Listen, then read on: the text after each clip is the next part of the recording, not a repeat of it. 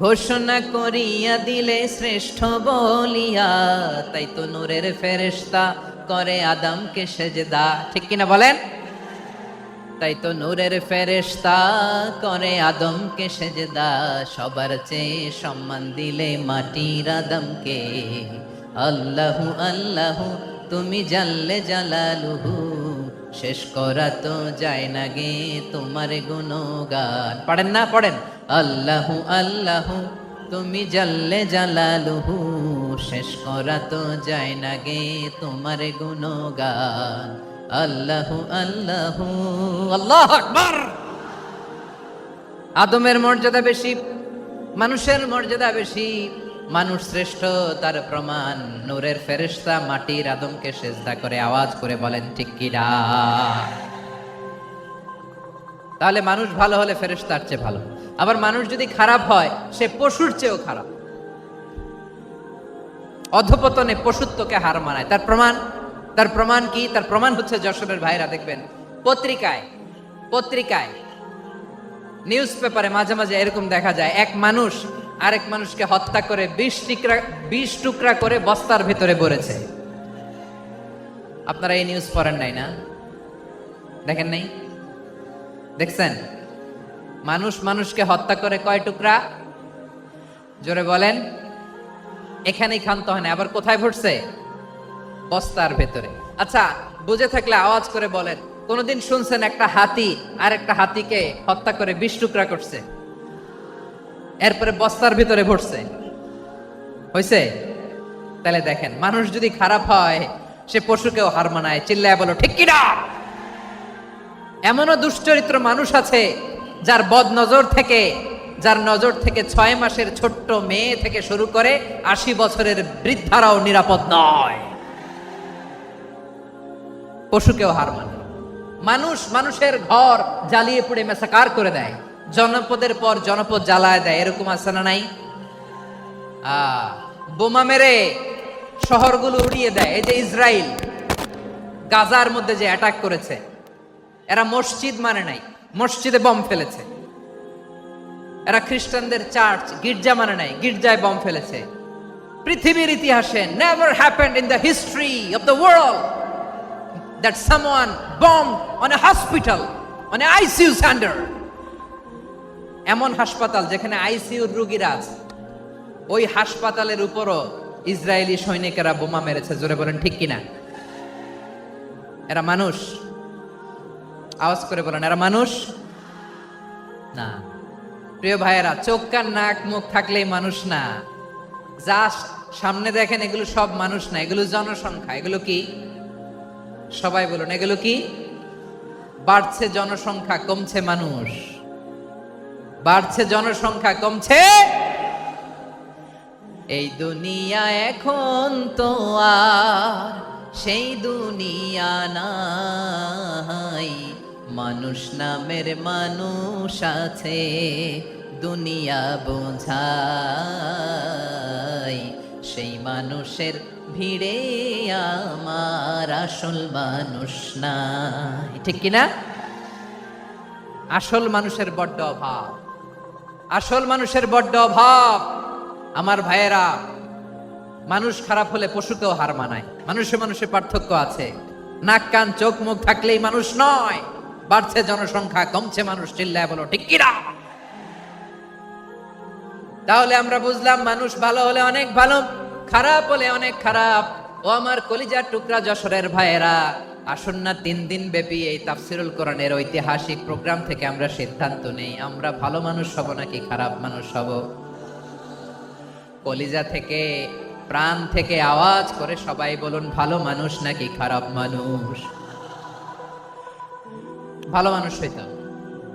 ভালো মানুষ যারা জগৎটাকে এনলাইটেন করবে, যারা এনলাইটেন করবে, যারা সত্যের বীর সেনানী হয়ে দাঁড়াবে, যারা সত্যের পক্ষে কথা বলবে, যারা জালিমের মসনদকে ভেঙে খান খান করে দেবে। এরকম হওয়ার দরকার আছে না নাই? এরকম ভালো মানুষ আমরা হতে চাই কি চাই না? মানুষকে যত্ন নিলে মানুষ যে কত ভালো হয় আপনি কল্পনাও করতে পারবেন না।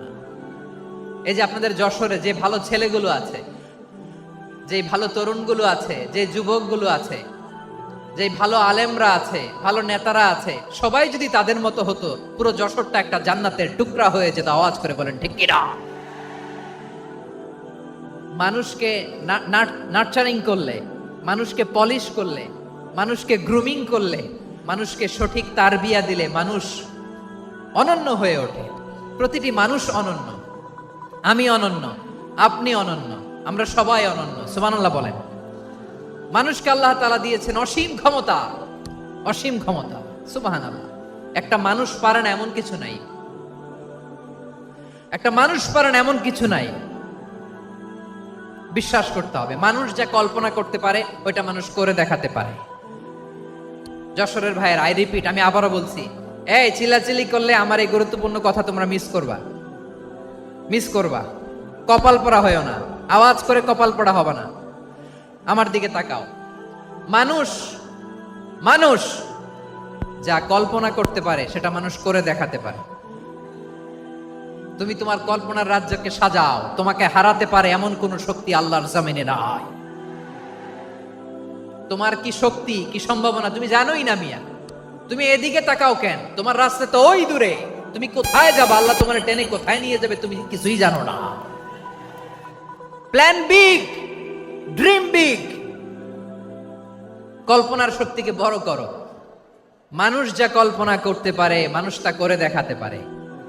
মানুষের কাছে অসাধ্য কিছু নাই, মৃত্যু ছাড়া, এক্সেপ্ট ডেথ। মৃত্যু ছাড়া মানুষ সবকিছুকে জয় করতে পারে। মৃত্যু ছাড়া যে কোনো অসাধ্যকে সাধন করার ক্ষমতা মানুষকে দিয়ে দিয়েছে কে? হারার জন্য তোমার জন্মই হয় নাই, তোমার জন্ম হয়েছে জিতার জন্য, বিজয়ের জন্য তোমার জন্ম। মানুষের শুরুটাই হয় বিজয় দিয়ে। যশোর, আওয়াজ করে বলো, মানুষের শুরু হয় কি দিয়ে? আমরা যখন আমার পিতার পৃষ্ঠদেশে ছিলাম, পিতার পৃষ্ঠদেশ থেকে শুক্রাণু যখন মায়ের গর্ভদেশে যেয়ে পড়ে, কতটা শুক্রাণু ভ্রমণ শুরু করে জানো? 20 কোটি শুক্রাণু। একবার সিমেন আউট হলে সেখানে 20 কোটি শুক্রাণু থাকে, ভ্রমণ শুরু করে। ওই 20 কোটি শুক্রাণুর মধ্য থেকে তুমি আমি আজকে এক বিকশিত শুক্রাণু মানব রূপে পৃথিবীতে এসেছি। সুবহানাল্লাহ। ওই 20 কোটি শুক্রাণুর প্রতিযোগিতায় সবাইরে পেছনে ফেলে সেদিন আমি সফল হয়েছিলাম, সেদিন আমি বিজয়ী হয়েছিলাম। সেদিন আমি এত ছোট ছিলাম, মাইক্রোস্কোপ দিয়েও আমার অস্তিত্ব টের পাওয়া যায় না।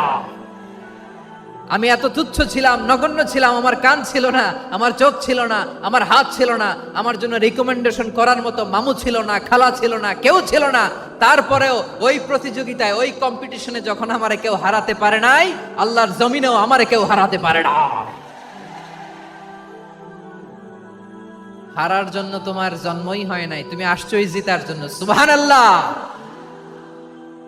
বিশ্বনবী বলেন, আন্নাসু মাআদিন কামাআদিনি যাহাবি ওয়াল ফিদ্দা খিয়ারুহুম ফিল জাহিলিয়াতি খিয়ারুহুম ফিল ইসলাম। Peoples are like mines of gold and silver. সোনার খনি, রূপার খনি, এর চেয়েও বড় খনি হচ্ছে এই মানব সম্পদের খনি। আওয়াজ করে বলেন আল্লাহু আকবার। আল্লাহ তাআলা এই সম্পদ আমাদেরকে দিয়েছে। বিশ্বনবী বলেন, মানুষ হচ্ছে খনির মতো। খিয়ারুহুম ফিল জাহিলিয়াতি খিয়ারুহুম ফিল ইসলাম। জাহিলি যুগে যারা সেরা, ইসলামেও তারা সেরা। ইদা ফাকুহু, যদি তারা বুঝবান হয় তাহলে তাদেরকে সেরা বানায় দিবে কে? তাহলে মানুষের চেয়ে সেরা কেউ হতে পারে? মানুষের চেয়ে অনন্য কেউ হতে পারে? মানুষকে কেউ হারাতে পারে? আওয়াজ করে বলো, তোমাকে কেউ হারাতে পারবে? এই সাহস জাগছে আজকের আলোচনা থেকে। আমি তুমি অনন্য, আমাকে তোমাকে হারায় দেওয়া এত সহজ না, ঠিক কিনা? একটা কথা জীবনের সাথে সেট করে নিতে হবে, আমি জিতি নয় শিখি, আমি কখনো হারি না। জীবনের সাথে সেট করে নাও, জেনজি অফ যশোর, আমি কখনো হারি না, আমি হয় জিতি নয় শিখি। চিল্লায় বলো ঠিক কিনা? আমি কখনো হারি না, আমার হারানো এত সোজা না। কি সাহস জাগছে? বুকে সাহস জাগছে? তাকবীর পড়ো, লিল্লাহে তাকবীর। তাহলে বিশ্বনবী বললেন, নাসু মাআদিন, মানুষ হচ্ছে খনি। এই ধাক্কা ধাক্কি আমি জানি, এগুলো ভালোবাসার ধাক্কা ধাক্কি, এজন্য আমি সহ্য করে নেই। এগুলো যে ভালোবাসার ধাক্কা ধাক্কি এটা আমরা বুঝি। পৃথিবীর কোন আইন, সিকিউরিটি প্রটোকল দিয়ে এটারে মানানো যাবে না, কারণ এটা তো ভালোবাসা, লাভ। লাভ কোনো আইন কানুন দিয়ে বাধা যায় না, মানানো যায় না, ঠিক কিনা বলো?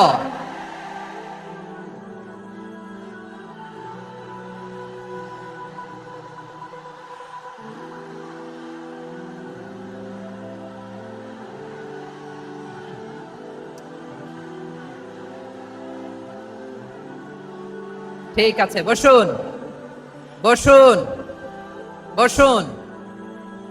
আল নাসু মাআদেন, মানুষ হচ্ছে খনি, এই খনির যত্ন নিতে হবে। আমার মা বাবা যারা এসেছেন, আপনার ছেলে মেয়ের যত্ন নেন। আপনার ছেলের মধ্যে যে কি পটেনশিয়াল আপনি জানেন না। আপনার এই ছোট্ট অবুজ ছেলেটাই আগামী দিনের শায়েখ আহমদুল্লাহ হবে। আপনার হেফজখানায় পড়া ওই ছোট্ট ছেলেটাই আগামী দিনের আল্লামা মামুনুল হক হবে।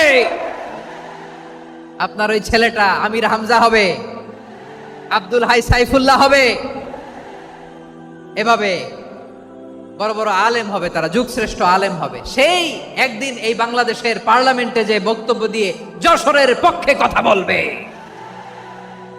আপনি জানেন না, কাউকে ছোট করবেন না আপনি, ওর কনফিডেন্স আপনি কমাবেন না, আপনি কমাতে পারেন না।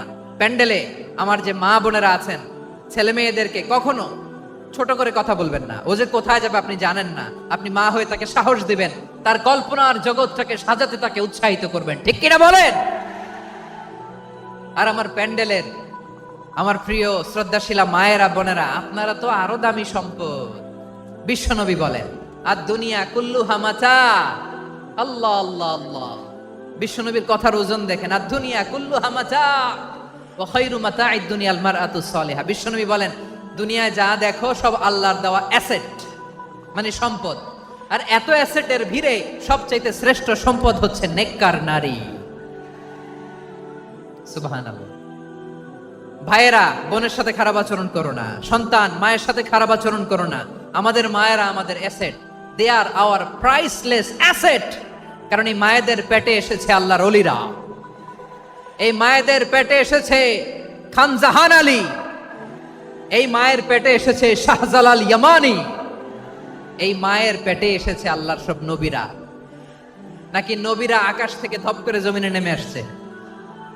মায়ের পেটে আসছে। এই মায়ের পেটগুলো খনি। আমার সম্মানিতা মায়েরা বোনেরা, নিজেকে ইসলাম দিয়ে সাজান, নিজেকে ইসলাম দিয়ে সাজান, নিজেকে পবিত্র রাখুন, নিজের আব্রু ইমান ইজ্জতের হেফাজত করুন, কোরআন পড়ুন, সুন্নাহ পড়ুন। আপনি জানেন না আপনার গর্ভে কে আসছে, কোন ক্ষণজন্মা পুরুষকে আল্লাহ তাআলা আপনার গর্ভে পাঠাবে আপনি জানেন না। মায়েরা নিজেদেরকে পবিত্র রাখুন, ইসলাম চর্চা করুন, কোরআন চর্চা করুন, নৈতিকতা দিয়ে নিজেকে সাজান। যশোরের জেনজি, নিজেদেরকে প্রস্তুত রাখো আগামীর বাংলাদেশের জন্য। নৈতিকতা, মোরালিটি, ভ্যালিউজ দিয়ে নিজেকে সাজাও, ইসলাম দিয়ে নিজেকে সাজাও, কারণ আগামীর বাংলাদেশ ইসলামের বাংলাদেশ। বাংলাদেশের আসল পরিচয় ইসলাম। বাংলাদেশের আসল পরিচয় কি? সবাই বলে না। বাংলাদেশের আসল পরিচয় কি? এই ইসলাম নিয়ে আমরা সংসদ ভবন সাজাবো, রাজি আছি না নাই? শেকড় ভুলে যাওয়া যাবে না। আমরা ধাপে ধাপে শারিয়া আইনের দিকে যাব ইনশাআল্লাহ, কিন্তু জঙ্গিবাদ দিয়ে নয়, কট্টরপন্থা দিয়ে নয়।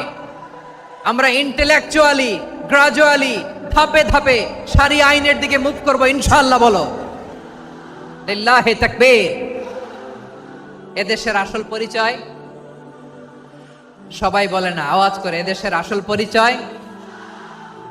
এদেশে আজান শুনে সূর্য ওঠে শহর গ্রামে, এদেশে আজান শুনে সূর্য ডুবে সন্ধ্যা নামে, এদেশে সকল কাজে সবাই বলে বিসমিল্লাহ, এদেশে ভালো কিছু দেখে শুনে হাসি মুখে সবাই বলে মাশা আল্লাহ, সুবহানাল্লাহ সুবহানাল্লাহ সুবহানাল্লাহ সুবহানাল্লাহ সুবহানাল্লাহ সুবহানাল্লাহ সুবহানাল্লাহ সুবহানাল্লাহ। ও নবীন তরুণ তোমার কিসের এত ভয়, জেনে রেখো বাংলাদেশের আসল পরিচয়। বাংলাদেশের আসল পরিচয় ইসলাম। আওয়াজ তুলে বলো, আসল পরিচয় কি? এদেশে পরস্পরে দেখা হলে দেয় সালাম, এদেশে আমজনতার হৃদয় জুড়ে পাক্কালাম, ঠিক কি না? এদেশে বিপদ এলে সর্বজনে সর্বক্ষণে দোয়া পড়ে ইন্না লিল্লাহ সুবহানাল্লাহ সুবহানাল্লাহ সুবহানাল্লাহ সুবহানাল্লাহ।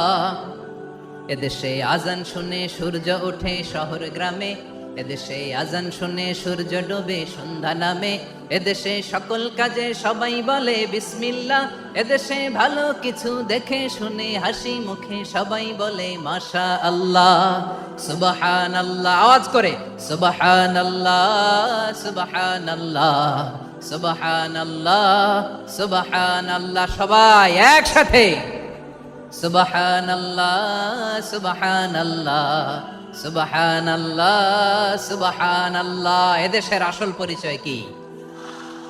আওয়াজ করে বলতে ভয় লাগে। এদেশের আসল পরিচয় কি? ইসলাম দিয়ে আমাদের সংসদ ভবন চলুক, আমরা চাই কি চাই না? বঙ্গভবনে লা ইলাহা ইল্লাল্লাহর পতাকা উড়ুক, আমরা চাই কি চাই না? প্রতিটি জেলা অফিসে, ডিসি অফিসে লা ইলাহার পতাকা ঝুলুক, আমরা চাই কি চাই না? কারা কারা চাই হাত তুলে আল্লাহরে দেখায়।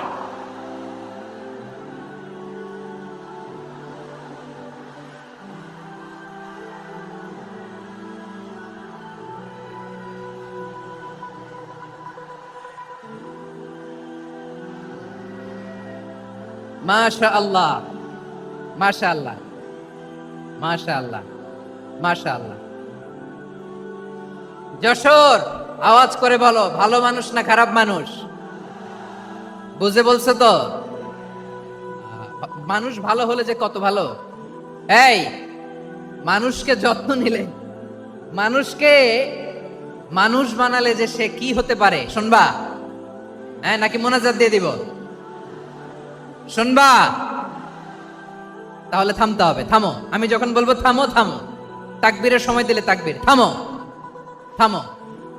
মানুষকে যত্ন নিলে, এদিকে এদিকে, ড্রোন নামায় ফেলো। হয়েছে, ড্রোনের ফুটেজ হয়ে গেছে, এবার ড্রোন নামায় ফেলো। আমার দিকে তাকাও। মানুষকে, তোমরা এদিক সেদিক তাকালে তো গুরুত্বপূর্ণ পয়েন্ট মিস হয়ে যাবে। এদিকে এদিকে, হ্যাঁ ঠিক আছে। মানুষকে যত্ন নিলে মানুষের মধ্যে যারা কি পটেনশিয়াল রেখেছে। আমি জাপানের দুইটা উদাহরণ দেই। জাপানের, এভাবে এভাবে হবে, হয় বসো নয় পেছনে, কথা নাই, কথা তো বলাই যাবে না, হারাম কথা বলা। আজকে একেবারে চুপ, আজকের জন্য হারাম করে দিছে আমি, কিছু সময়ের জন্য একেবারে নিষিদ্ধ। জাপানের দুইটা উদাহরণ দেই, খেয়াল করে একটু শোনেন, বুঝবেন। আল্লাহ, 2022 সালে জাপানের সাথে জার্মানির খেলা, ফিফা ওয়ার্ল্ড কাপ 2022। এক পক্ষে জাপান, আরেক পক্ষে কোন দেশ? কথা শোনে নাই।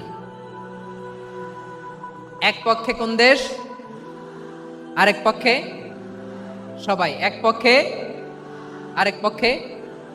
ওই খেলায় জিতেছিল জাপান, জিতেছিল 22 সালের এই ফিফা ওয়ার্ল্ড কাপে। জাপান ফুটবল খেলায় জিতে, as a part of that celebration তারা খেলার পরে পুরো স্টেডিয়ামটারে ক্লিন করে। The fan base of Japan, লক্ষ লক্ষ মানুষ খেলা দেখতে যায়, তো এত ডাস্টবিনও তো নাই। তো যারা ডাস্টবিনে জায়গা পায় নাই, তারা এই যে চকলেটের প্যাকেট, পানির বোতল, চিপসের প্যাকেট তারা এদিকে সেদিকে রেখে দিয়েছে। জাপানের ভক্তরা, জাপানের ফলোয়াররা, as a part of that celebration তারা খেলার পরে পুরো স্টেডিয়ামের সব ময়লা আবর্জনা ক্লিন করে তারপরে বিদায় নিয়েছে। তাদেরকে কি ক্লিন করার দায়িত্ব দেয়া হয়েছিল? এই যশোর, জাপানের যে ছেলেরা খেলা দেখতে গেছিল ওদেরকে কি ক্লিন করার দায়িত্ব দিছিল? তারা কি স্টেডিয়ামের পরিচ্ছন্নতা কর্মী? তাদের আকল, তাদের সিক্স সেন্স তাদেরকে বলেছে। ছোটবেলা থেকে জাপান গভর্নমেন্ট ওদেরকে এত পরিচ্ছন্নতা শেখায়, ক্লিনলিনেস অ্যাওয়ারনেস ক্যাম্পেইন করায়। ক্লাসে আমি দেখেছি, ক্লাসে নিজের বেঞ্চ নিজে মুছে, ক্লাসের মাঝখানে একটা সময় দেয়, নিজের টেবিল নিজে মুছে, নিজের ক্লাসরুমটা নিজে পরিষ্কার করে, রাস্তাঘাটে একটা ধুলা নাই, ময়লা নাই, একটা টিস্যু নাই।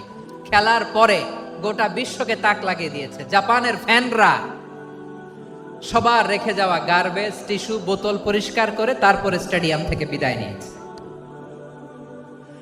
আমরা কেন এমন হইতে পারলাম না? আমরা কেন এমন হইতে পারলাম না? জাপানের যারা এগুলো করছে ওদের 3টা করে চোখ না? চোখ তো 3টা, জাপানা লাগো। জাপানা লাগো হাত তো 4টা, কান তো 6টা। হ্যাঁ, নাকি আমার মতো 2 হাত 2 কানওয়ালা মানুষ? চোখে দেখলে ওটা মানুষ না। চিন্তা করছেন? তার মানে জাপানিজদেরকে যে গ্রুমিং করে শিখানোর মাধ্যমে পরিচ্ছন্ন বানানো গেছে, ওরা যেমনি মানুষ আমরাও মানুষ। আমাদের সন্তানদেরকে শেখালে তারাও পারবে। পারবে কিনা? 2 নম্বর উদাহরণ বলি। চট্টগ্রাম ফেনীতে যারা গিয়েছেন, মেঘনা গুমতি ব্রিজ প্রকল্প নাম শুনছেন? মেঘনা একটা ব্রিজ পার হওয়া লাগে। এই মেঘনা গুমতি, এখানে 3টা ব্রিজ কাঁচপুর সহ, এই 3টা ব্রিজের নির্মাণ কাজ, রেনোভেশনের কাজ দেয়া হয়েছিল জাপানের একটা কোম্পানিকে। কাকে? জাপানের কোম্পানির নির্মাণ শেষে 738 কোটি টাকা বেঁচে গেছিল, এটা গভর্নমেন্টের হাতে দিয়ে তারা বিদায় নিয়েছে। কত টাকা? 738 কোটি টাকা। যত প্রাক্কলিত ব্যয় নির্ধারণ করা হয়েছে সব টাকা সরকার, তৎকালীন সরকার 2019-এর সরকার, কারা ছিল তো জানেন? এই 2019-এর সরকার তাদেরকে দিয়েছে। তারা রিনোভেশন নির্মাণ শেষে 738 কোটি টাকা অতিরিক্ত বেঁচে গেছিল, এটা আবার গভর্নমেন্টের হাতে বুঝাই দিয়ে তারা বিদায় নিচ্ছে। আমরা কেন এমন হইতে পারলাম না? জাপানের ওরাও মানুষ, আমরাও মানুষ। তার মানে মানুষে মানুষে পার্থক্য আছে না নাই? আচ্ছা, জাপানের 2টা উদাহরণ দিলাম, এবার আমার দেশের 2টা উদাহরণ দিব না? বাংলাদেশের 2টা উদাহরণ দিই। 1 নম্বর উদাহরণ, গত সপ্তাহে আপনারা জানেন কক্সবাজার আমার একটা প্রোগ্রাম ছিল, তো হেলিকপ্টারে গিয়েছিলাম। ফেনী জেলা যখন পার হচ্ছি, আমি দেখলাম 3টা উইন্ডমিল। উইন্ডমিল চিনেন তো? বিশাল পিলার, 3টা 4টা পাখা থাকে। বায়ু বিদ্যুৎ কেন্দ্র, বাংলাদেশের প্রথম বায়ু বিদ্যুৎ কেন্দ্র এটা। মুহুরী প্রজেক্ট বলে এটার, সম্ভবত মুহুরী প্রজেক্ট। তো সাগরের বাতাসের ঝাপটায় এটা ঘুরে এনার্জি হয়, ইলেকট্রিসিটি উৎপাদন হয়। তো আমি পাইলটকে বললাম, ভাই এগুলো থেকে কেমন ইলেকট্রিসিটি উৎপাদন হয়? কয়, হুজুর একটু হয় না, কিছুই হয় না। কিছুই হয় না মানে? বলে, হুজুর বাংলাদেশে যত উইন্ডমিল আছে এটার পাখা একটাও ঘুরে না। আল্লাহ, বলেন কি? তাহলে এই যে কোটি কোটি টাকা ব্যয় করে যে উইন্ডমিল, কয় হুজুর ভিতরে ফিটফাট, উপরে ফিটফাট, ভিতরে সদরঘাট। তার মানে কোটি কোটি টাকা দিয়ে এই উইন্ডমিল বানায়, এখানে কিছু নাই। দুর্নীতির আড্ডাখানা, আখড়াখানা বাংলাদেশ, ঠিক কিনা বলেন? আয়রে, জাপানিজরাও মানুষ, আমরাও মানুষ। আমার এক নিকটাত্মীয় সরকারি চাকরিজীবী, উনি আমাকে বললেন, বাংলাদেশের আর একটা উদাহরণ দেখি। উনি আমাকে বললেন যে প্রতি বছর আমাদের অফিসের ফার্নিচার চেঞ্জ করে। আমি বললাম, প্রতি বছর ফার্নিচার চেঞ্জ করে কেন? বলে যে ফার্নিচার নতুন পারচেজ করলেই তো এখানে টাকা, নতুন কিনতে পারলেই টাকা, নতুন উন্নয়নের সবক শোনাতে পারলেই টাকা। প্রথম আলোর রিপোর্ট, কি আলো? প্রথম আলোর রিপোর্ট, গত 15 বছরে উন্নয়নের নামে লুটপাট হয়েছে প্রায় 3.25 লাখ কোটি টাকা। কার রিপোর্ট? আমাদের বানানো কথা। প্রথম আলোর রিপোর্ট। গত 15 বছরে কারা ছিল জানেন তো? হ্যাঁ, শুধু ওনাদেরকেই দোষ দিয়ে লাভ নাই। স্বাধীনতার পর থেকে শুধু শাসকের হাত বদল হয়েছে, আমরা কিছু পাই নাই, ঠিক কিনা বলেন? শুধু ওনাদের দোষ দিয়ে কি লাভ? একদল খাইছে, আরেক দল খাওয়ার জন্য রেডি হয়ে আছে।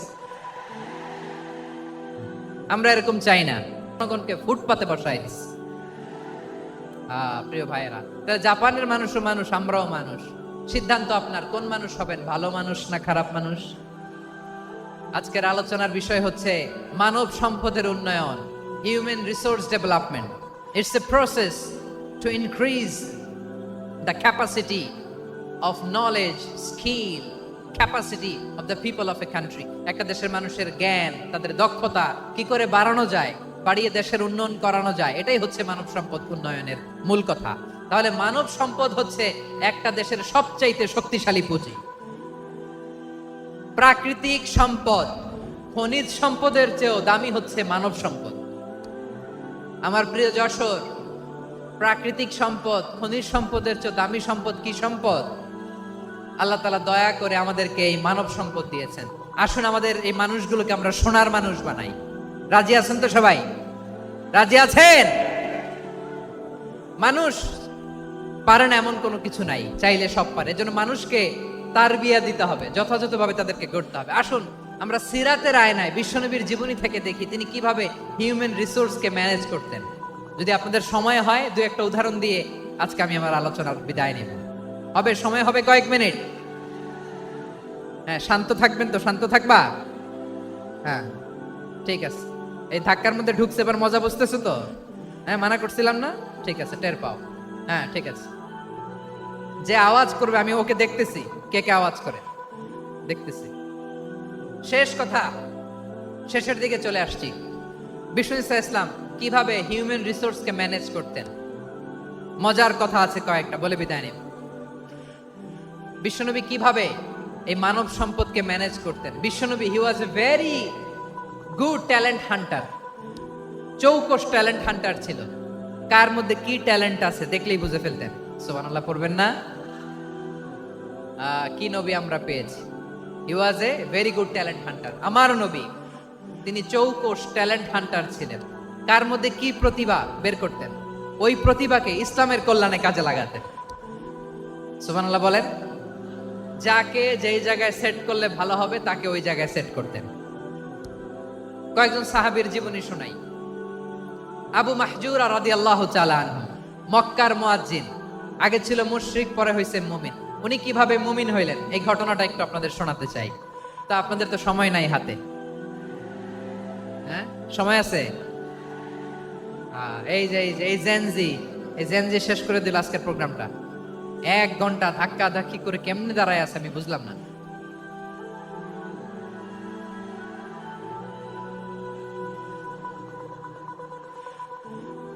না না, তাকবিন না, চুপ করতে হবে। What I need, you stop. Just shut up. চুপ।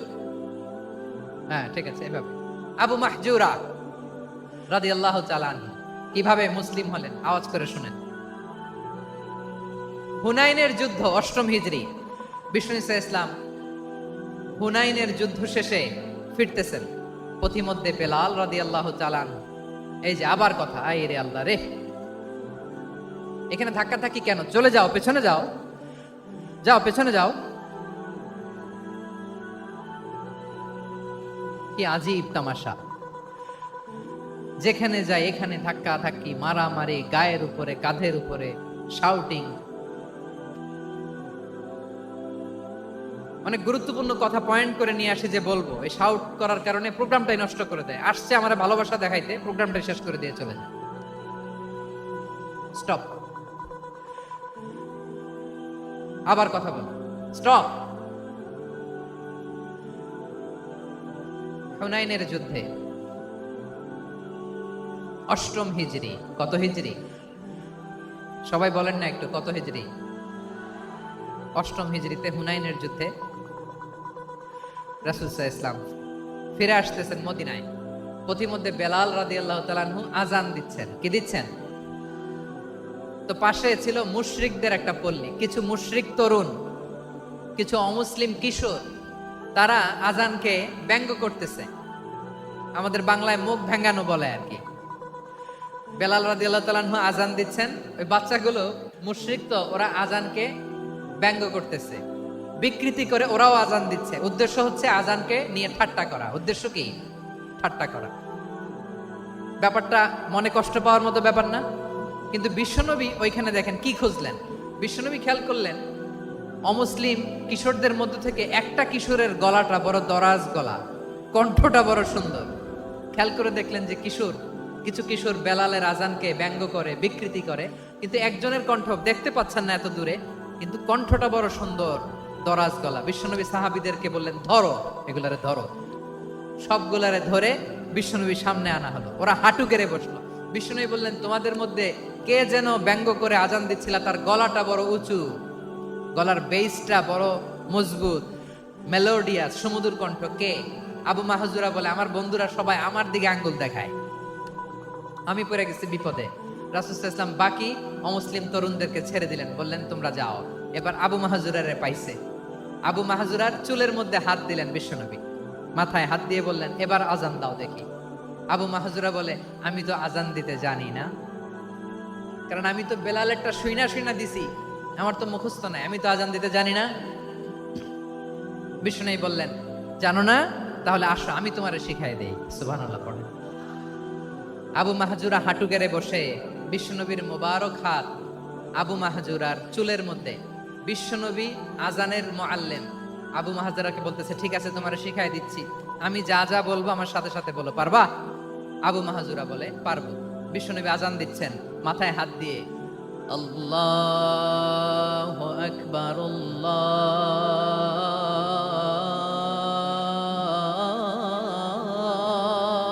আকবার। আবু মাহজুরা এই বাক্যটা পড়লেন। বিশ্বনবী দ্বিতীয় বাক্য পড়তে আরম্ভ করলেন, আল্লাহু আকবার, আল্লাহু আকবার। আবু মাহজুরা এই বাক্যটাও বললেন। বিশ্বনবী আবু মাহজুরার মাথার মধ্যে হাত দিয়ে তৃতীয় বাক্য বললেন, আশহাদু আল্লা ইলাহা ইল্লাল্লাহ।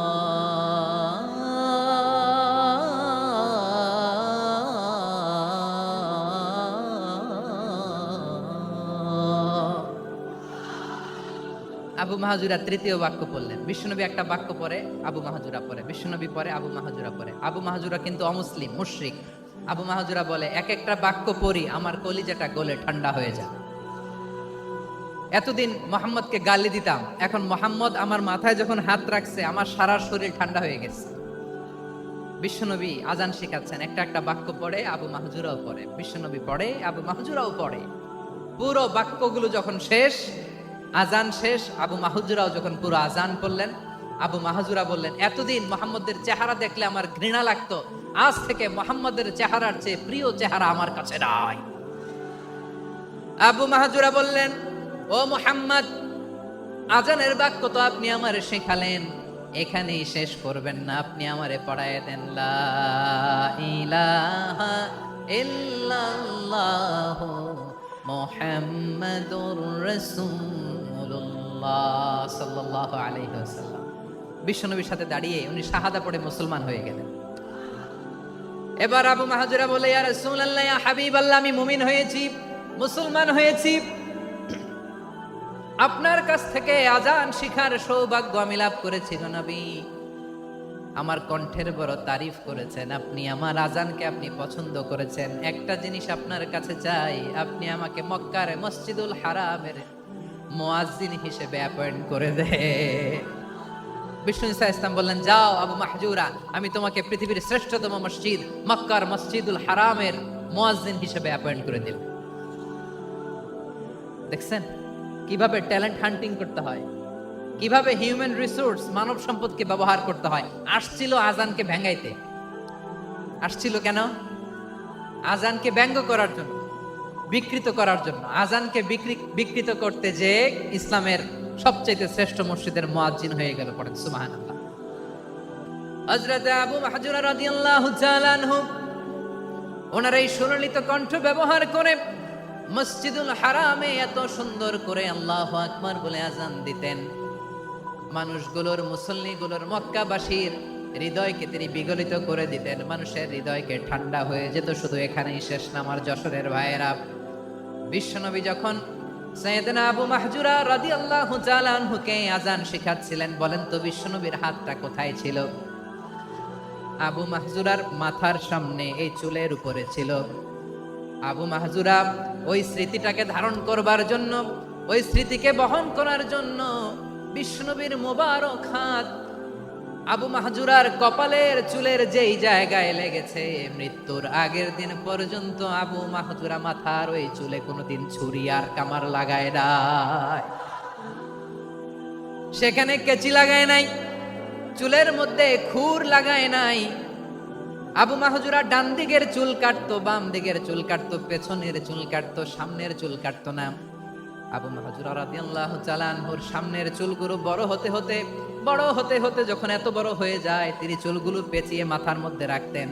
তারপরে তিনি পাগড়ি পরতেন। সবাই জিজ্ঞেস করতো, আবু মাহজুরা, এটা আবার কেমন স্টাইল?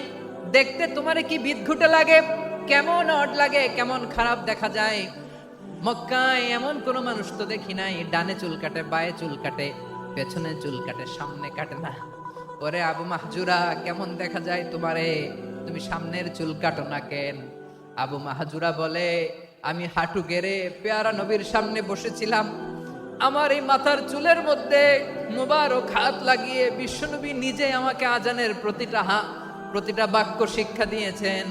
বিশ্বনবীর মুবারক হাত, পবিত্র হাত আমার মাথার চুলের যেই জায়গায় লেগেছে, আমি চাই ওই চুলগুলা নিয়ে আমি আমার কবরের ভিতরে যাব। সাইয়েদনা আবু মাহজুরা রাদিয়াল্লাহু তাআলা আনহু ইন্তেকালের আগের পর্যন্ত মাথার সামনের চুলগুলা কাটে নাই। মাথার সামনের চুল তিনি কাটেন নাই। সুবহানাল্লাহি বিহামদি। কেমন ভালোবাসতেন বিশ্বনবী সাহাবীদেরকে, সাহাবারা কেমন ভালোবাসতেন বিশ্বনবীকে। সামনের চুলগুলো বড় হতে হতে এত বড় ছিল, পেঁচিয়ে রেখে পাগড়ি করতেন, কাটতেন না। নবীর হাত লেগেছিল। সুবহানাল্লাহ পড়েন। তাহলে what is the lesson? Moral of the story কি? মোরাল অফ দ্য স্টোরি হচ্ছে, আসছিল আজানকে ব্যঙ্গ করার জন্য, বিকৃত করার জন্য, হয়ে গেল মসজিদুল হারামের মুয়াজ্জিন। দেখেন বিশ্বনবী একটা খারাপ সিচুয়েশনের মধ্যে থেকে কি ভালো জিনিস বের করে আনলেন। আমি যে শুরুতে বলেছি কিভাবে তিনি হিউম্যান রিসোর্সকে ডেভেলপ করেছেন, ম্যানেজ করেছেন। তিনি যে চৌকস ট্যালেন্ট হান্টার ছিল, দেখেন সবার মধ্যে থেকে এর বাছাই করে মুয়াজ্জিন বানাই দিয়েছেন। সুবহানাল্লাহ পড়েন। তার মানে এই না সবাইরে ধরে ধরে উনি মুয়াজ্জিন বানাইছেন। যার যেই ট্যালেন্ট আছে তাকে ওই কাজে অ্যাসাইন করেছেন। যার যেই প্রতিভা আছে তার প্রতিভাকে ইসলামের কাজে লাগিয়েছেন। সুবহানাল্লাহ পড়েন। যায়েদ বিন সাবিত রাদিয়াল্লাহু তাআলা আনহু নাম শুনেছেন? যশোর কথা বেরোয় না। যদি জিজ্ঞাসা সালমান খানের নাম শুনছেন, সবাই হাত তুলবে, জি হুজুর শুনছি, মানে সব দেখা শেষ। সালমান খান, আমির খান, অমুক খান, সব খান মুখস্থ, কিন্তু যায়েদ বিন সাবিতের নাম মুখস্থ নাই মুসলমানদের। যেই সাহাবী মাথার সামনের চুল কাটে নাই, মসজিদুল হারামের মুয়াজ্জিন বানাইছেন বিশ্বনবী, সাহাবীর নাম কি? খায়া ফেলাইছে, স্লোগানের সাথে খায়া ফেলাইছে। আবু মাহজুরা। কি নাম? আবু মাহজুরা আল জুমাহি রাদিয়াল্লাহু তাআলা। এই নামটা আজকে নিয়ে যাইতে হবে যশোর। আবু মাহজুরা রাদিয়াল্লাহু তাআলা। দুই নম্বরে বলছিলাম যায়েদ বিন সাবিত রাদিয়াল্লাহু তাআলা। বিশ্বনবী দেখলেন মদিনার এই আনসারী সাহাবী হাইলি ট্যালেন্টেড, ইন্টেলেকচুয়াল, মেরিটোরিয়াস, জ্ঞানের প্রতি তার আকর্ষণ, মারাত্মক আকর্ষণ। বিশ্বনবী তাকে দায়িত্ব দিলেন, কোরআন যা নাজিল হয় তুমি লিখো, কাতিবুল ওয়াহি বানায় দিলেন। সুবহানাল্লাহ। যায়েদ বিন সাবিতরে আবার আজান শিখান নাই, কারণ তার মধ্যে বিশ্বনবী প্রতিভা দেখেছেন, একাডেমিক প্রতিভা। বিশ্বনবীর একাডেমিক প্রজেক্টগুলো তিনি হ্যান্ডেল করতেন। যায়েদ বিন সাবিত ছিল বিশ্বনবীর ব্যক্তিগত সচিব। কি ছিল? ব্যক্তিগত সচিব। বোঝেন নাই? বিশ্বনবীর ব্যক্তিগত সচিব এবং দোভাষী। ইহুদিরা কিছু লিখে দিলে এটার অর্থ বিশ্বনবীরে বুঝায় দিতেন, আবার ইহুদিদের কাছে কিছু লিখতে হলে তিনি লিখে দিতেন। বিশ্বনবী একদিন বললেন, ইন্নী ওয়াল্লাহি মা আমানু ইয়াহুদা আলা কিতাব। ইহুদিরা যে চিঠি পাঠায় অর্থ তো বুঝি না, আরেক ইহুদি আইনে অর্থ করা লাগে। আবার ইহুদিদের কাছে কিছু লিখে পাঠাইতে চাইলে আমরা তো লিখতে পারি না, ইহুদিরে দিয়ে লেখা লাগে। ওরা যে পয়রা শোনায় লিখে দেয়, আমি ওদের বিশ্বাস করি না। আমার নিজের একজন লোক দরকার। বিশ্বনবী এই যায়েদ বিন সাবিতকে চুজ করলেন ল্যাঙ্গুয়েজের জন্য। উনি বললেন, যায়েদ, তোমার সফট স্কিলকে ডেভেলপ করতে হবে, তুমি হিব্রু ল্যাঙ্গুয়েজ শিখে ফেলো। যায়েদ বিন সাবিত বলল, বিশ্বনবীর মোটিভেশন আর ইন্সপিরেশন পেয়ে আমি 15 দিনে ইহুদিদের এই হিব্রু ল্যাঙ্গুয়েজ শিখে ফেললাম। শুধু শিখে ফেললাম না, হাত্তা হাদিকতু, even I became master in the language. এই ভাষা আমি পারদর্শী হয়ে গেলাম। এরপরে ইহুদিরা চিঠি লিখে পাঠালে আর কোনো ইহুদি ডাকা লাগতো না, আমি নবীর এটার অর্থ শুনে পরে বুঝায় দিতাম। আবার ইহুদিদের কাছে চিঠি লেখা লাগলে আমি যায়েদ বিন সাবেত চিঠি লিখে দিতাম। সুবহানাল্লাহ। দেখেন, এত সাহাবীর মধ্য থেকে বিশ্বনবীর একাডেমিক প্রজেক্ট, ব্যক্তিগত সচিব, দোভাষী হিসেবে তিনি যায়েদ বিন সাবেতের মতো তরুণকে নির্বাচিত করেছেন। কেমন ট্যালেন্ট হান্টার ছিল আমার নবী। সুবহানাল্লাহ পড়বেন না? বিশ্বনবীর ইন্তেকালের পরে সাইয়েদনা আবু বকর রাদিয়াল্লাহু তাআলা আনহু যখন খলিফা হয়ে আসলেন, কোরআনকে সংকলনের দায়িত্ব দেয়া লাগবে, কোন সাহাবীকে দিবেন? সব সাহাবারা মিলে পরামর্শ করলেন। সাইয়েদনা আবু বকর, ওমর সবাই মিলে এই বিশাল কোরআন সংকলনের গুরু দায়িত্ব বিশ্বনবীর ব্যক্তিগত সচিব, বিশ্বনবীর দোভাষী, বিশ্বনবীর সিলেক্ট করাইলো যায়েদ ইবনে সাবিত রাদিয়াল্লাহু তাআলা আনহুকে দিয়েছে। কোরআনের কবি তো আজকে এখানে রাখে নাই। এই যে আজকের যে কোরআন পড়েন, এটা আগে এরকম ছিল না। কোরআন নাজিল হলে সাহাবারা চামড়ার, ওটের চামড়ায় লিখে ফেলতো, ওটের চ্যাপ্টা হাড্ডির মধ্যে লিখে ফেলতো, গাছের গুড়ির মধ্যে লিখে ফেলতো, বিভিন্ন জনের কাছে ছড়ানো ছিটানো ছিল। আবু বকর রাদিয়াল্লাহু তাআলা আনহু একসাথে করলেন, পরবর্তীতে উসমান রাদিয়াল্লাহু তাআলা আনহু একসাথে করলেন। 114 সূরার এখন এই মুসহাফ, এই কম্পাইলেশন, এই কপি আমরা পেয়েছি, যার হিউজ কন্ট্রিবিউশন ছিল। এই পুরো কোরআন কম্পাইলেশনের প্রজেক্ট ম্যানেজার ছিল যায়েদ বিন সাবিত রাদিয়াল্লাহু তাআলা। কোরআন কম্পাইলেশনের প্রজেক্ট ম্যানেজার। দেখেন, উনারে মাথায় হাত দিয়ে আজান শিখায় নাই। সুবহানাল্লাহ কইবেন না? তাহলে প্রথম সাহাবী আবু মাহজুরাকে মুয়াজ্জিন বানাইলেন, যায়েদ বিন সাবিতকে ব্যক্তিগত সচিব আর দোভাষী বানালেন, মুসআব ইবনে উমাইর রাদিয়াল্লাহু তাআলা আনহুকে ইসলামের প্রথম অ্যাম্বাসেডর বানালেন। ডিপ্লোম্যাটদের কেমন হইতে হয়, অ্যাম্বাসেডরের কেমন হইতে হয়, মুসআব রাদিয়াল্লাহু তাআলা আনহুর কাছ থেকে শিখে নাও। মুসআব নামটা কেমন লাগে? যশোর যাদের সন্তান হবে, ছেলে সন্তান, আমার রাস্তায় পাইলে সবাই জিজ্ঞেস করে, হুজুর একটা নাম দেন, আমার ছেলে হবে। যশোরবাসীর জন্য আমি একটা নাম দিয়ে দিলাম, নাম রাখতে হবে মুসআব। কি নাম? নামটা যাদের ভাল লাগে, ছেলে সন্তান অনাগত আসবে, মনে চাইলে নাম রেখে দিবেন মুসআব রাদিয়াল্লাহু তাআলা আনহুর নামে মুসআব। তাহলে মুসআব রাদিয়াল্লাহু তাআলা আনহুকে বিশ্বনবী ল্যাঙ্গুয়েজ শিখান নাই, সফট স্কিল শিখান নাই। যায়েদ রাদিয়াল্লাহু তিনি হিব্রু ল্যাঙ্গুয়েজ শিখেছেন, সুরিয়ানি শিখেছেন, কিন্তু মুসআবকে তিনি বানিয়েছেন the spokesman of Islam, the first diplomat, the ambassador of Islam. সুবহানাল্লাহ পড়বেন না? আব্দুল্লাহ ইবনে আব্বাস রাদিয়াল্লাহু তাআলা আনহু বিশ্বনবীর কাজিন, চাচাতো ভাই। আবার মাইমুনা রাদিয়াল্লাহু তাআলা আনহু, মাইমুনা নবীর স্ত্রী, তিনি ছিলেন আব্দুল্লাহর আপন খালা। তো নবীর বউ যদি ওনার খালা হয়, নবী তার কি? বুঝে নাই, নবী তার কি? খালু। তাহলে সম্পর্ক অনেক গভীর, কাজিন আবার খালু। ছোট্ট মানুষ, তাই রাতে মাঝে মাঝে ঘরে থাকতো। বিশ্বনবী দেখলেন আব্দুল্লাহ যেহেতু আমার ঘরে ঢুকতে পারে, আব্দুল্লাহরে এই উম্মতের বড় শিক্ষাবিদ বানাইতে হবে। কথা বোঝে নাই? আব্দুল্লাহকে কি বানাইতে হবে? শিক্ষাবিদ, এডুকেটর অফ দিস উম্মাহ, এই উম্মার শিক্ষাবিদ বানাইতে হবে। তাই আব্দুল্লাহ ইবনে আব্বাসকে বিশ্বনবী হাতে কলমে শিক্ষা দিয়েছেন। আহারে, আর এরপরে যে কি ভাষা আসবে তোমাদের জন্য আমার মুখ থেকে আমি নিজেও জানি না, আমি নিজেও জানি না। 1 ঘন্টা যাবো ধাক্কা ধাক্কি মারামারি। তো আসতে বলছে কে তোমাকে? পেছনে চলে যাও, জায়গা না পেলে। পুরো প্রোগ্রামটাই নষ্ট করে দিও।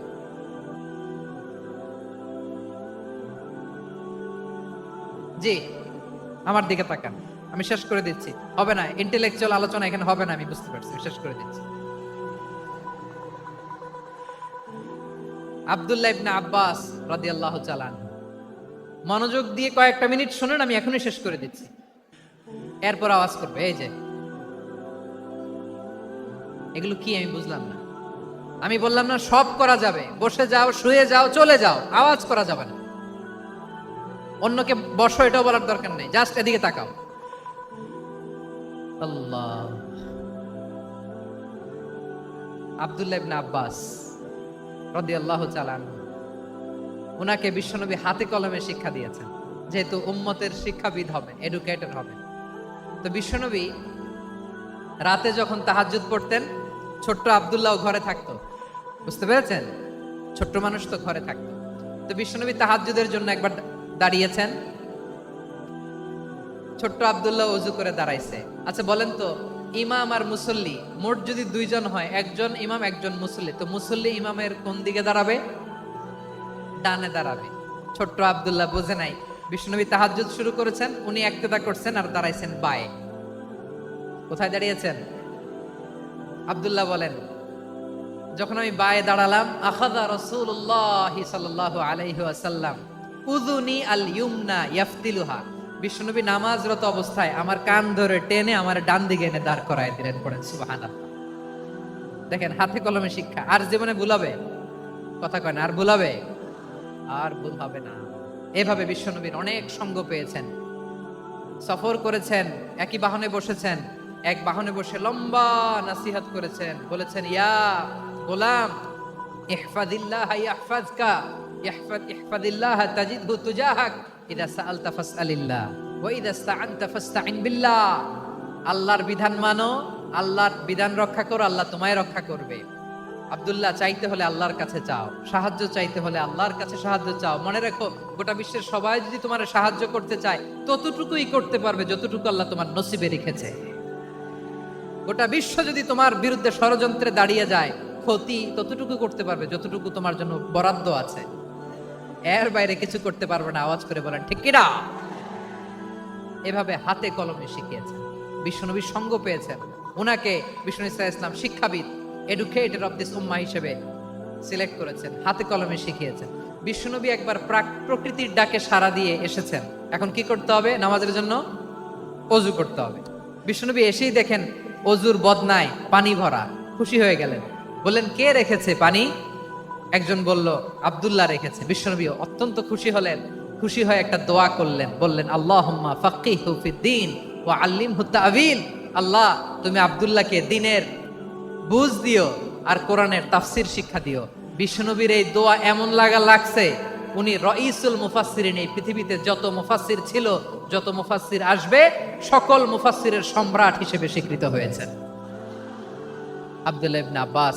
বিশ্বনবী ওনারে আজান শিখান নাই, বিশ্বনবী ওনারে ল্যাঙ্গুয়েজ শিখান নাই, বিশ্বনবী ওনারে অ্যাম্বাসেডর বানান নাই, হাতে কলমে শিক্ষা দিয়েছেন।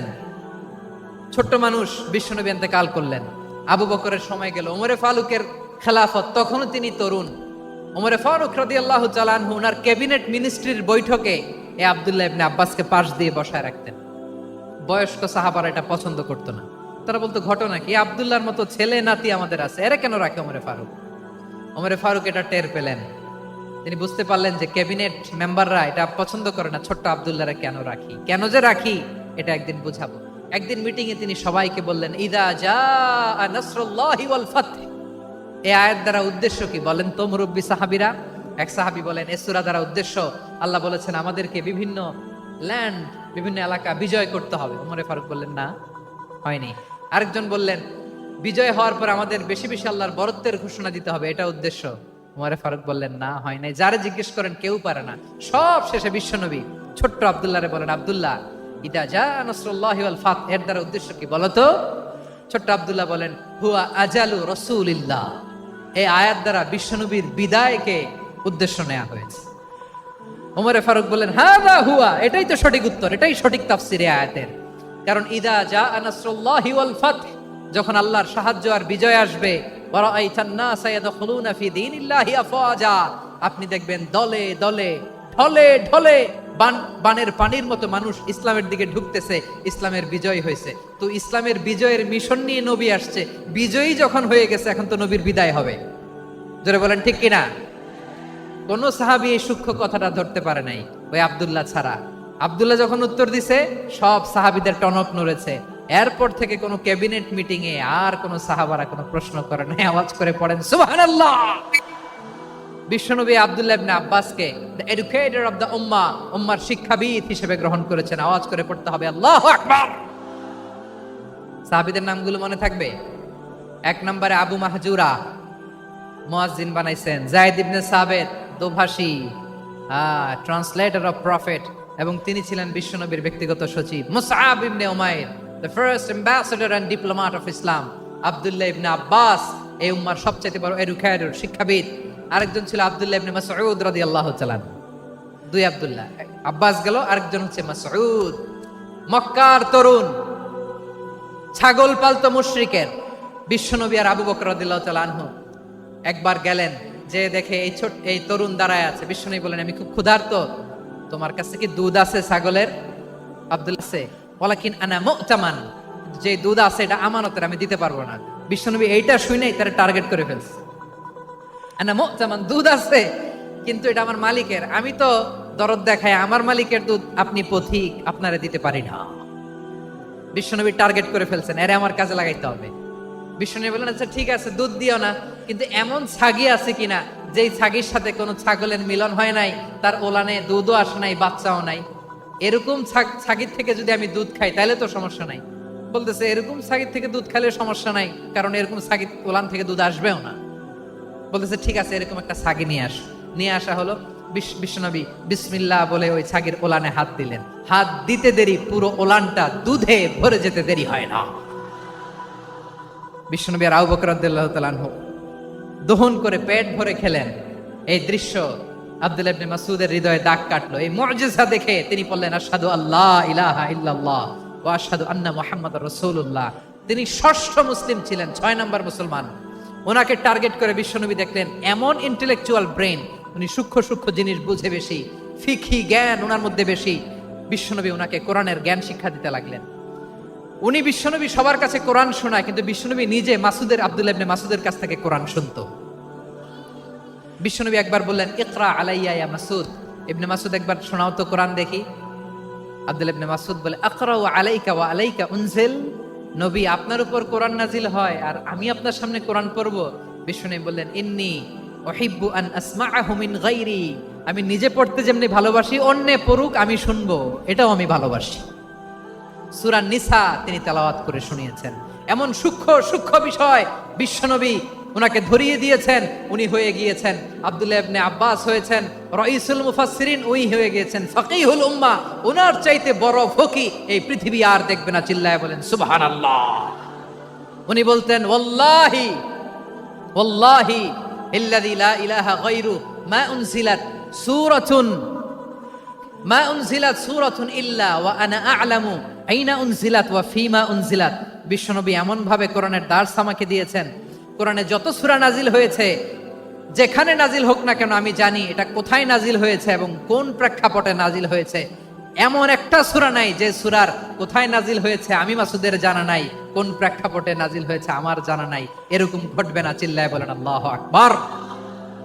এই আব্দুল্লাহ ইবনে মাসউদ রাদিয়াল্লাহু তাআলা আনহু ওমর ফারুকের সময় কুফার চিফ জাস্টিস ছিলেন। কুফা নগরীর চিফ জাস্টিস বুঝেন নাই? বিচারপতি। কি ছিলেন? সবাই বলে নাই কি ছিলেন?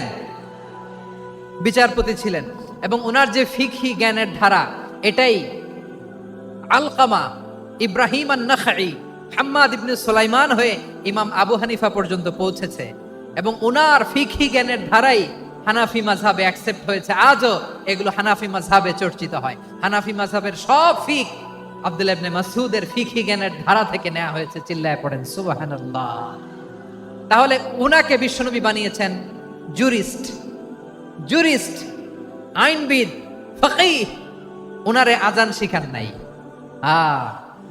হিউম্যান রিসোর্স ডেভেলপমেন্ট কিভাবে করবেন, মানব সম্পদের উন্নয়ন কিভাবে করতে হয়, কিভাবে যার যেখানে প্রতিভা কাজে লাগাতে হয় উনি দেখিয়েছেন। সুবহানাল্লাহ পড়বেন না? খালিদ বিন ওয়ালিদ নাম শুনছেন? কে কে শোনেন নাই হাত তোলেন। কি ছিলেন? বীর যোদ্ধা ছিলেন খালিদ বিন ওয়ালিদ। কিন্তু তিনি ইসলাম ধর্ম গ্রহণ করেছেন অনেক দেরিতে, 8ম হিজরিতে।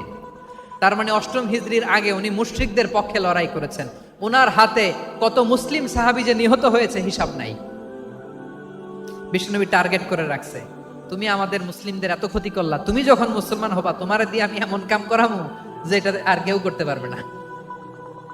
সুবহানাল্লাহ নাই? যশোর ক্লান্ত হয়ে গেছে।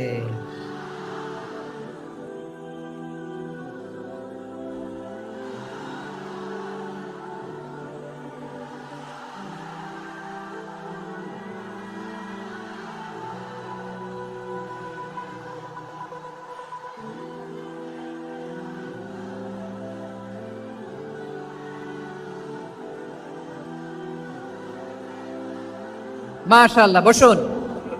বসুন বসুন। খালিদ বিন ওয়ালিদ রাদিয়াল্লাহু তাআলা আনহু 8ম হিজরিতে মুসলিম হয়েছেন, মক্কা বিজয়ের আগে। তো মক্কা বিজয়ের আগে যখন মুসলিম হয়েছেন, এর আগে কি করছেন? কাফিরদের সাথে যুদ্ধ করেছেন। উনি উহুদের যুদ্ধে মুসলমানদের যে পরাজয় ভাব, কঠিন পরিস্থিতির মুখোমুখি উনার কারণে পেছন থেকে এমন আতর্কিত আক্রমণ করেছেন, মুসলমানদেরকে কচুকাটা করেছেন। 8ম হিজরিতে আল্লাহ তাআলা হেদায়েতের নূর দিয়ে ওনার হৃদয়টাকে উজালা করে দিলেন। লা ইলাহা, এটা এমন বাণী যার হৃদয়ে একবার টাচ খাবে, এইটা থেকে সে আর পালিয়ে বেড়াতে পারে। ঝিনুকের ভেতর লুকিয়ে থাকে যেমন মতি, ঝিনুকের ভেতর লুকিয়ে থাকে যেমন মতি, কালমা শাহাদাতে আছে আল্লাহর জ্যোতি, কালমা শাহাদাতে আছে আল্লাহর জ্যোতি। ঠিক কিনা বলেন? মক্কা বিজয়ের আগে মুসলিম হলেন, হওয়ার পরেই বিশ্বনবীর টার্গেট ফুলফিল হলো। ওই যে টার্গেট করে রেখেছেন আর দোয়া করেছেন, খালিদ বিন ওয়ালিদ যদি মুসলিম হয় তাকে আমি মিলিটারি চিফ বানাবো। ওনাকে আজান শিখান নাই, ওনারে কান ধইরা নামাজের এই মাথা থেকে ওই মাথা আনান নাই, ফিকহি কোরআনের সূক্ষ্ম তাফসীর ওনারে শিখান নাই, অ্যাম্বাসেডর বানান নাই। বিষ্ণু ইসলাম উনাকে সামরিক অভিযানে প্রেরণ করেছেন। সামরিক অভিযানে তিনি প্রেরণ করেছেন। উনার জীবদ্দশায় উনার নেতৃত্বে যতগুলো যুদ্ধ হয়েছে, একটা যুদ্ধেও তিনি পরাজয় বরণ করেন নাই। ওমরে ফারুকের সময়কালে তিনি চিফ অফ মুসলিম মিলিটারি, মানে মুসলিম সেনাপতি হয়েছেন। যশোর, আওয়াজ করো, ঠিক কিনা বলো? সেনাপতি, মুসলিম সেনাপতি। তাহলে কিভাবে হিউম্যান রিসোর্স ব্যবহার করতে হয় গোটা বিশ্ব আমার নবীর কাছ থেকে শিখে না। খালিদ বিন ওয়ালিদ, ওনাকে বিশ্বনবী একটা উপাধি দিয়েছেন। উপাধিটা হচ্ছে সাইফুল্লাহিল মাসলুল, আল্লাহর নাঙ্গা তরবারি, আল্লাহর খোলা তরবারি, দ্য ওপেন সোর্ড অফ আল্লাহ। খালিদ বিন ওয়ালিদ, মুসলিম সেনাপতি। হাসান বিন সাবেত, নাম শুনছেন? দেখি উনি কি ছিল বলেন। রাসূলের সভা কবি, কালচারাল হিজিমনিকে ডিফিট করার জন্য উনি ভালো অস্ত্র চালানো জানতেন না, ওই কাজে উনি যেতেন না। ওনার ছিল কাব্য প্রতিভা। কাব্য প্রতিভা, কাফিররা কবিতা দিয়ে নবীকে গালি দিত। বিশ্বনবী বলতেন, ইয়া হাসান আজিব আন রাসূলিল্লাহ, তুমি নবীর হয়ে কাফেরদের এই কথাগুলোর জবাব দাও। বিশ্বনবীর একটা মিম্বার ছিল। বিশ্বনবীর মিম্বারের পাশাপাশি মসজিদে নববীতে এই হাসান বিন সাবেতের জন্য বিশ্বনবী একটা স্পেশাল মিম্বার বানিয়ে দিয়েছেন। এখান থেকে তুমি জবাব দাও। এবং বিশ্বনবী বলেছেন, আল্লাহুম্মা আইয়িদহু বিরূহিল কুদুস। আল্লাহ, হাসান আমার পক্ষে জবাব দেয়, তুমি জিব্রাইল মারফত তাকে সাহায্য পাঠাইয়া দিও। রাসূল সাল্লাল্লাহু আলাইহি ওয়াসাল্লামের সভা কবি, the poet of the prophet, নবীর কবি। তিনি কবিতা দিয়ে, এমন উচ্চাঙ্গের ভাষায় কবিতা দিয়ে তিনি জবাব দিতেন, কাফিরদের গা শিহরে যেত, তাদের হৃদয়ে আগুন ধরে যেত। তাহলে এরকম কবিরও দরকার আছে না নাই? এখন যাকে আল্লাহ দিছে কাব্য প্রতিভা, এরা যদি আপনি যুদ্ধের ময়দানে পাঠান হবে? যারে দিছে সুরেলা গলা, এরা যদি অ্যাম্বাসেডর বানান হবে না। হাসান বিন সাবেত ছিলেন বিষ্ণু ইসলামের কবি। হুযায়ফা ইবনুল ইয়ামান, বিশ্বনবীর গোয়েন্দা বিভাগের প্রধান। কিসের প্রধান? হুযায়ফা ইবনুল ইয়ামান। ওনার ছিল ডিটেকটিভ মাইন্ড, ডিটেকটিভ মাইন্ড, গোয়েন্দা বিভাগের প্রধান। এবং উনি হচ্ছেন সাহিবু সিররি রাসূলিল্লাহ, রাসূল সাল্লাল্লাহু আলাইহি ওয়াসাল্লামের গোপন তথ্যের ধারক বাহক। নবীর যেই কথা কেউ জানে না, সব হুযায়ফার পেটের ভিতরে ছিল। সুবহানাল্লাহ পড়েন। মদিনার যত ইহুদিদের একটা লিস্ট ছিল, এই লিস্ট শুধু দুইজন জানতো, বিশ্বনবী আর হুযায়ফা। সুবহানাল্লাহ পড়বেন না? তাহলে ওনাকে কোন দায়িত্ব দিছে? কোন বিভাগ? যশোর, আওয়াজ করো, কোন বিভাগ? গোয়েন্দা বিভাগের হেড ছিল। খন্দকের যুদ্ধে প্রচন্ড আজকের মতো শৈত্য প্রবাহ, মাটি খনন করতে করতে সাহাবীদের পেটে ক্ষুধা নাই, দাঁড়াইতে পারে না নামাজের জন্য, এত ক্লান্ত, ক্ষুধা, ক্লান্ত, শ্রান্ত। বিশ্বনবী বললেন, কে আছো? এই কঠিন শীত, এই ভয় আর ক্ষুধার মধ্যেও খন্দকের পরীক্ষার টপকে শত্রু শিবিরে যে আমাকে তথ্য দিবা, কে আছো? কারো গায়ে শক্তিই নাই যে দাঁড়াবে, কেউ দাঁড়ায় না। বিশ্বনবী তখন নিজে হুযায়ফাকে ডাক দিলেন, হুযায়ফা, যে আমাকে আজকে শত্রু শিবিরের তথ্য এনে দিবে, সে জান্নাতে আমার মোরাফাকা, আমার সঙ্গী হবে। হুযায়ফা রাদিয়াল্লাহু ইবনুল ইয়ামান জীবনের ঝুঁকি নিয়ে এই ক্ষুধা, শৈত্য প্রবাহ, কোল্ড ওয়েভসকে উপেক্ষা করে পরীক্ষা টপকে শত্রু শিবিরে যে সবার কথাগুলো চুপে চুপে শুনে বিশ্বনবীর দরবারে এসে গোয়েন্দাদের মতো তথ্য সরবরাহ করেছেন। বিশ্বনবীর গোয়েন্দা বিভাগের প্রধান হুযায়ফা ইবনুল ইয়ামান ইন্টেলিজেন্স বিভাগ চালাতেন। মুনাফিকদের নাম ওনার কাছে ছিল। মুআয ইবনে জাবাল মদিনা রাষ্ট্রের সবচেয়ে সিনিয়র আমলা ছিলেন। আমলাতন্ত্র চিনেন তো? প্রশাসনিক কাজ যারা চালায়, অ্যাডমিনিস্ট্রেশন বোঝেন না? The department of administration. মদিনার রাষ্ট্রের সিনিয়র আমলা মুআয ইবনে জাবাল মুতাখাসসিসুন ফিল হালালি ওয়াল হারাম, হালাল হারামের স্পেশালিস্ট ছিলেন। বিশ্বনবী উনাকে ইয়ামানের গভর্নর করে পাঠায়েছেন। বলেছেন, ইন্নাকা তা'তি কওমান আহলা কিতাব, এমন গোষ্ঠীর কাছে যাবা এরা ইহুদি নাসারা, আগে শাহাদা পড়লে এরপরে নামাজের দাওয়াত দিও, নামাজ পড়লে যাকাতের দাওয়াত দিও। গভর্নরের অ্যাটিটিউড যেমন থাকে তেমন অ্যাটিটিউড ধরে রেখো। সুবহানাল্লাহ পড়েন। তাহলে মুআয ইবনে জাবালকে দিয়ে বিশ্বনবী কবিতা লেখায় নাই, চিঠি লেখায় নাই, আজান দেওয়ায় নাই। সুবহানাল্লাহ পড়বেন না? সব শেষ সাহাবী বলি আবু হুরায়রা রাদিয়াল্লাহু তাআলা, নাম শুনছেন? বিড়ালের বাবা। কি করতেন? খালি হাদিস মুখস্থ করতেন। উনি বলতেন, আলজামু রাসূলুল্লাহ আলা মিল ইবাতনি, আমার শুধু পেটের ক্ষুধার বন্দোবস্ত হইলে আমি নবীর সঙ্গ ছাড়তাম না। আমার আনসার সাহাবারা ক্ষেত খামারের কাজ করতো, আমার মুহাজির সাহাবারা ব্যবসা করতো, আর আমি নবীর সাথে সাথে থাকতাম। শুধু সকাল বিকাল দুই বেলা যদি আমার খাবারের বন্দোবস্ত হয়, আমি আর নবীর লক ছাড়ি না। সুবহানাল্লাহ কইবেন না? 5374টা হাদিস তিনি বর্ণনা করেছেন। সবচেয়ে বেশি হাদিস বর্ণনাকারী সাহাবী। হাদিস প্রিজার্ভেশনের কাজে বিশ্বনবী ওনাকে কাজে লাগিয়েছেন। উনি একদিন বলেন, ইয়া রাসূলুল্লাহ আসমা'ু মিনকা কাসীরান ফালা আহফাজু, নবী অনেক কথা শুনি আমার মনে থাকে না। বিষ্ণু বললেন, তাই? উবসুত রিদাক, তোমার চাদরটা বিছাও। আবু হুরায়রা বিছালেন, বিশ্বনবী হাত বুলায় দিলেন, এরপরে অনেক হাদিস বর্ণনা করলেন। আবু হুরায়রা বলে, তারপর থেকে বিশ্বনবী যাই বর্ণনা করে আমি শুনি আর একটাও বলি না। এখন সুবহানাল্লাহ। বিশ্বনবী ওনাকে হাদিস প্রিজার্ভেশন, নবীর এই যে লক্ষ্য হাদিস প্রিজার্ভেশনের এই দায় দায়িত্ব দিয়েছেন সাইয়েদনা আবু হুরায়রা রাদিয়াল্লাহু তাআলা আনহু।